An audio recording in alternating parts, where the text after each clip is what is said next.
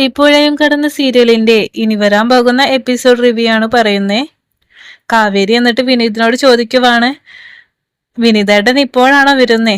അപ്പൊ വിനീത് കാവേരി ഒന്ന് നോക്കിയിട്ട് പറയാണ്, ഞാൻ ഇപ്പോ തന്നെയാണ് വന്നേ. കാവേരി അപ്പൊ വിനീതിനോട് ചോദിക്കാണ്, ഇത്രയും നേരം വിനീതേട്ടൻ എവിടെയായിരുന്നു? രാത്രിയും ആളുകൾ തുണി തയ്ക്കാൻ കൊണ്ടുവരൂ. അപ്പൊ വിനീത് പറയാണ്, രാവിലെ കൊണ്ടു തന്നാൽ അത് രാത്രി ആകുമ്പോഴേക്കും തയ്ച്ച് തീർക്കാലോ.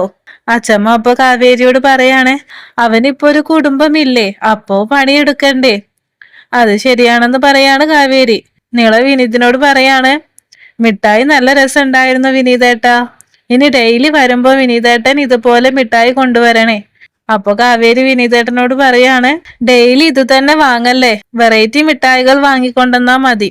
അപ്പൊ വിനീത് കാവേരിയെയും നിളയെയും ഒന്ന് നോക്കുന്നുണ്ട്. എന്നിട്ട് വാങ്ങിത്തരാമെന്ന് പറയാണ്. അപ്പൊ അച്ഛമ്മ വിനീതിനെ വീണ്ടും പെടുത്താൻ വേണ്ടി പറയാണ്, നീ ഇന്നലെ ഹൽവ വാങ്ങിയപ്പോ ഇവർക്ക് കൊടുത്തില്ലേ? അത് കേട്ട് കാവേരി, ഹൽവ വാങ്ങിയെന്നോന്ന് ചോദിക്കാണ്. വിനീത് പെട്ട അവസ്ഥയിൽ നിൽക്കാണ് അവരുടെ മുമ്പില്. എന്നിട്ട് കാവേരി വിനീതിനോട് പറയാണ്, എനിക്ക് മനസ്സിലായി. എന്നിട്ട് ചോദിക്കാണ്, അപ്പോ ഈ മിഠായി ഗംഗ ചേച്ചിക്ക് വാങ്ങിയതാണല്ലേ? വിനീത് ഒരു നാണത്തോടെ ചിരിച്ചോട് പറയാണ്, അങ്ങനെ ഒന്നുമല്ല, എല്ലാവർക്കും വാങ്ങിയതാണ്. എന്നിട്ട് നിളയോട് വിനീത് ചോദിക്കാണ്, ആ മിഠായി ഫുള്ള് തീർത്തോ? അപ്പൊ നിള പറയാണ്, തീർന്നിട്ടില്ല, ഇതില് കുറച്ചും കൂടി ഉണ്ട്. അപ്പൊ വിനീത് അത് എനിക്ക് തരോന്ന് ചോദിക്കുന്നുണ്ട്. അപ്പൊ നിള ആ പൊതിന്ന് ഒരു മിഠായി എടുത്ത് വിനീതിന് കൊടുക്കുവാണ്. അപ്പൊ വിനീത് ഒരു മിഠായി ഉള്ളോ എന്ന രീതിയിൽ നോക്കുകയാണ്. കാവേരി അപ്പൊ ചോദിക്കാണ്, എന്താ വിനീതേട്ടൻ കഴിക്കുന്നില്ലേ? അപ്പൊ വിനീത് ഞാൻ കഴിച്ചോളാം എന്ന് മറുപടി പറയുന്നുണ്ട്. എന്നിട്ട് അച്ഛമ്മ വിനീതിനോട് ചോദിക്കാണ്, നിനക്ക് ഫുഡ് എടുത്ത് വെക്കാൻ ഞാൻ ഗംഗയോട് പറയട്ടെ? അപ്പൊ വിനീത് അച്ഛമ്മയെ ഒന്ന് നോക്കിയിട്ട് ഇവര് തന്ന ഈ പണിയൊക്കെ ഓർത്ത് വിഷമത്തിൽ ഇരിക്കുകയാണ്. കാവേരി വീണ്ടും കളിയാക്കാൻ വേണ്ടി ഞാൻ എടുത്തു തരട്ടെ എന്ന് ചോദിക്കുന്നുണ്ട്. അച്ഛമ്മ അപ്പൊ കാവേരിയോട് പറയാണ്, നിനക്കും ഒരുത്തൻ വരും, അപ്പൊ നീ അവന് ഫുഡ് എടുത്തു കൊടുത്താ മതി. ഇപ്പോ ഞാൻ ഗംഗയോട് എടുത്തു വെക്കാൻ പറയട്ടെ, അവളുടെ കെട്ടിയോനല്ലേ എന്ന് പറഞ്ഞ അച്ഛമ്മ പോവുകയാണ്. വിനീത് അപ്പോ ആ ഒരു മിഠായി നോക്കിയിരിക്കുകയാണ്. ജയബാലനെ ഇന്ന് രാവിലെ തോട്ടത്തിൽ വെച്ച് കാവേരിയും ശാരദയും എല്ലാരും കൂടി അപമാനിച്ച് നാണം കെടുത്തിയത് ഓർത്ത് ദേഷ്യത്തിൽ ഇരിക്കുകയാണ് ജയബാലൻ. വിശാൽ അച്ഛനോട് പറയാണ്, അച്ഛനെ നാണം കെടുത്തിയത് ഓർത്ത് എനിക്കും ദേഷ്യം വരുന്നുണ്ട്. എന്നിട്ട് ജയബാലൻ അയാളുടെ വൈഫിനോട് പറയാണ്, അവരുടെ അച്ഛന്റെ സ്വത്ത് ഞാൻ എടുത്തെന്ന് ദേഷ്യത്തിൽ ഇങ്ങനെ പറഞ്ഞുകൊണ്ടിരിക്കുകയാണ്. അപ്പോ വൈഫും പറയാണ്, നമ്മൾ ആ കുടുംബത്തിന് വേണ്ടി എത്ര സഹായിച്ചതാ, എന്നിട്ട് നമ്മളോട് തന്നെ ഇങ്ങനെ ചെയ്തല്ലോ അവര്. എന്നിട്ട് ജയബാലിനോട് ചോദിക്കാണ് വൈഫ്, എനിക്ക് അറിയാത്തോണ്ട് ഞാൻ ചോദിക്കുന്നതാണ്, എന്നോട് സത്യം പറയ്, അരവിന്ദൻ തോട്ടത്തിന് നിങ്ങൾക്ക് എത്ര പൈസ തന്നു, നിങ്ങൾ എത്ര കൊടുത്തു എന്നൊക്കെ ചോദിക്കണം. അപ്പൊ ജയബാലൻ ദേഷ്യത്തില് വൈഫിനെ നോക്കാണ്. അപ്പൊ വിശാൽ അമ്മയോട് പറയാണ്, അമ്മ എന്താ അവരെ പോലെ സംസാരിക്കുന്നേ?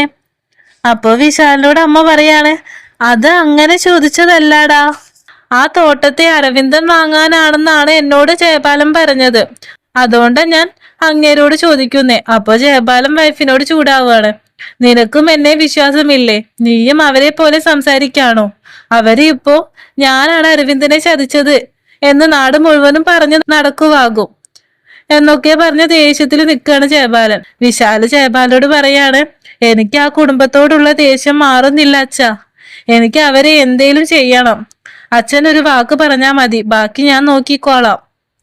അപ്പൊ ജയബാലൻ പറയാണ്, ആ കുടുംബത്തെ എന്ത് ചെയ്യണമെന്ന് ഞാൻ നോക്കിക്കോളാം, നീ പോയി കിടന്നുറങ്ങാൻ നോക്ക്, നിനക്ക് നാളെ രാവിലെ കോളേജിൽ പോകേണ്ടതല്ലേ എന്നും പറഞ്ഞ് വിശാലിനെ പറഞ്ഞയക്കാണ് ജയബാലൻ. വിനീത് റൂമിൽ മിഠായിയും കയ്യിൽ പിടിച്ച് ഗംഗയെയും ഓർത്തിരിക്കുവായിരുന്നു. അപ്പോഴാണ് ഗംഗ അങ്ങോട്ട് കയറി വരുന്നേ. ഗംഗയെ കണ്ടപ്പോ വിനീത് ഒരു നാണത്തോടെ ചിരിക്കുവാണ്. ആ മിഠായി എങ്ങനെയായാലും ഗംഗയ്ക്ക് കൊടുക്കണം എന്ന മട്ടിൽ ഇരിക്കുവാണ് വിനീത്. എന്നിട്ട് വിനീത് ഗംഗയെ സ്നേഹത്തോടെ ഒന്ന് നോക്കുന്നൊക്കെയുണ്ട്. അതുപോലെ ഗംഗയും വിനീതിനെ നോക്കുന്നുണ്ട്. എന്നിട്ട് വിനീത് ഗംഗയോട് ഫുഡ് കഴിച്ചു എന്ന് ചോദിക്കാണ്. ഗംഗ കഴിച്ചെന്ന് പറയുന്നുണ്ട്. എന്നിട്ട് വിനീത് കടയിൽ ഡ്രസ്സ് തയ്ച്ചതിന്റെ ഫോട്ടോസൊക്കെ കാണിച്ചു കൊടുക്കുവാണ് ഗംഗയ്ക്ക്. എന്നിട്ട് വിനീത് ഗംഗയോട് ഓരോന്ന് സംസാരിക്കാൻ ശ്രമിക്കുന്നുണ്ട്. ഗംഗയാണെ ഒന്നിനും മറുപടി പറയാതെ മിണ്ടാതെ ഇരിക്കുവാണ്. അപ്പൊ വിനീത് എന്തു പറ്റി, എന്നിട്ട് ജയബാലന്റെ തോട്ടത്തിൽ പോയില്ലായിരുന്നോ എന്നൊക്കെ ചോദിക്കുവാണ്. അപ്പോ ഗംഗ വിനീതിനോട് പറയാണ്, അത് നമ്മുടെ തോട്ടമാണ്. ജയബാലൻ അങ്കിള് അച്ഛനെ ചതിച്ചിട്ടാണ് വാങ്ങിയത് ആ തോട്ടം. വിനീത് അപ്പൊ പറയാണ്, എന്നോട് നിവിൻ പറഞ്ഞായിരുന്നു. കേട്ടപ്പോ എനിക്കും വിഷമം തോന്നി. എന്നിട്ട് ഗംഗയോട് പറയാണ്, നീ വിഷമിക്കൊന്നും വേണ്ട, ആ തോട്ടം പോണെങ്കി പോട്ടെ, ഞാൻ നിനക്ക് അതിനേക്കാൾ വലിയൊരു തോട്ടം വാങ്ങി തരാം. ഗംഗ അപ്പൊ വിനീതിനോട് പറയാണ്, അച്ഛൻ അത്രയും കഷ്ടപ്പെട്ട് വാങ്ങിയ തോട്ടമാണ്, അച്ഛന് അത്രയ്ക്കും ഇഷ്ടപ്പെട്ട സ്ഥലമാണ് അത്. അപ്പൊ വിനീത് പറയാണ്, അതെനിക്കറിയാം, പക്ഷെ എന്ത് ചെയ്യാൻ പറ്റും, നീ പറ, നമുക്ക് വാങ്ങാം. ഞാൻ എങ്ങനെ വാങ്ങും എന്നല്ലേ നീ ഇപ്പോ വിചാരിക്കുന്നേ? എന്നിട്ട് വിനീത് പറയാണ്, ഞാൻ ആദ്യം ഷർട്ട് തയ്ക്കുമ്പോ 300 രൂപയാണ് വാങ്ങാറ്. ഇപ്പോ റെഡിമെയ്ഡ് തയ്ക്കുന്നത് കൊണ്ട് തന്നെ ഇപ്പോ 500 വാങ്ങും. ഇതുപോലെ കുറെ ഓർഡർ വരുവാണെങ്കിൽ എനിക്കും കുറച്ച് ക്യാഷ് സമ്പാദിക്കാമല്ലോ. അപ്പോ നമുക്ക് ഇതുപോലത്തെ തോട്ടമൊക്കെ വാങ്ങാൻ പറ്റും.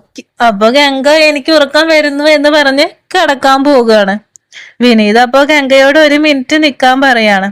എന്നിട്ട് ഗംഗയോട് കണ്ണ് പൂട്ടാൻ പറയുന്നുണ്ട്. അപ്പൊ ഗംഗ കണ്ണടച്ചിരിക്കുവാണ്. അപ്പൊ വിനീത് കയ്യിലുള്ള മിഠായി ഗംഗയ്ക്ക് നേരെ നീട്ടിയിട്ട് കണ്ണ് തുറക്കാൻ പറയാണ്. ഗംഗ കണ്ണ് തുറന്ന് നോക്കുമ്പോ ഒരു മുട്ടായിയാണ് കാണുന്നേ.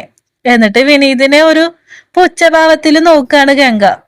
വിനീത് ഗംഗയ്ക്ക് ഇത് ഇഷ്ടമായിട്ടുണ്ടാകും എന്ന് കരുതി പറയാണ്, ഞാൻ കുറെ മിഠായി വാങ്ങിയായിരുന്നോ, ഇത് മാത്രമേ ബാക്കിയുള്ളൂ. നിന്റെ അനിയത്തിമാര് നിളയും കാവേരിയും ബാക്കി മുഴുവൻ കഴിച്ചു.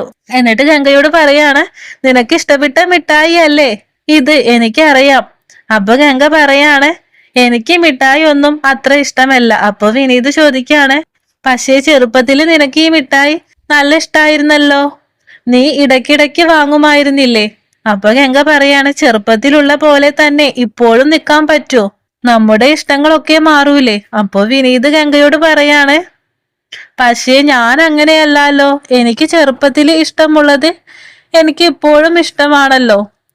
എന്നിട്ട് ഒരു നാണത്തോടെ ഗംഗയോട് പറയാണ്, എനിക്ക് ചെറുപ്പത്തിൽ നിന്നെ ഒരുപാട് ഇഷ്ടമായിരുന്നു, അതുപോലെ തന്നെ ഇപ്പോഴും നിന്നെ എനിക്കിഷ്ടമാണ്. അപ്പൊ ഗംഗ വിനീതിനെ ഒന്ന് നോക്കുന്നുണ്ട്. എന്നിട്ട് എനിക്ക് ഉറക്കം വരുന്നു എന്ന് പറഞ്ഞ് കിടക്കാണ് ഗംഗ. വിനീതിന് അപ്പൊ വിഷമാവുണ്ട്. വിനീത് അത്രയും കഷ്ടപ്പെട്ട് മിഠായി വാങ്ങിയിട്ട് അവളത് വാങ്ങിയില്ലല്ലോ. അതുകൊണ്ട് വിനീത് അത് ഒറ്റയ്ക്ക് പൊളിച്ച് കഴിക്കുവാണ്. ഗംഗ മനസ്സിൽ പറയാണ്, ഒരു മിഠായി അല്ലേ, അത് കഴിക്കാം, എന്തിനാണ് ഇങ്ങനെ പിടിവാശി വെച്ചിരിക്കുന്നേ എന്ന് പറഞ്ഞ് എണീറ്റ് ആ മിഠായി ചോദിക്കാൻ നിൽക്കുമ്പോഴേക്കും വിനീത് ആ മിഠായി കഴിച്ചു കഴിഞ്ഞിരുന്നു. വിനീതാണെ അവിടെ ഇരുന്ന് ആലോചിക്കുവാണ്, ഗംഗയ്ക്ക് എന്നെ ഇഷ്ടമാണോ, അവൾക്ക് എന്താണ് ഇഷ്ടമെന്ന് എനിക്ക് മനസ്സിലാവുന്നില്ലല്ലോ എന്നൊക്കെ ആലോചിച്ചിരിക്കുവാണ് വിനീത്. ഗംഗ അപ്പോ വിനീത് ആ മിഠായി കഴിക്കുന്നത് കണ്ടപ്പോ ഒന്നും മിണ്ടാതെ അവിടെ തന്നെ കിടക്കുവാണ്. ഇതുപോലുള്ള വീഡിയോസ് ഇഷ്ടമാണെങ്കിൽ ഈ ചാനൽ ലൈക്ക് ചെയ്യുക, ഷെയർ ചെയ്യുക, സബ്സ്ക്രൈബ് ചെയ്യുക.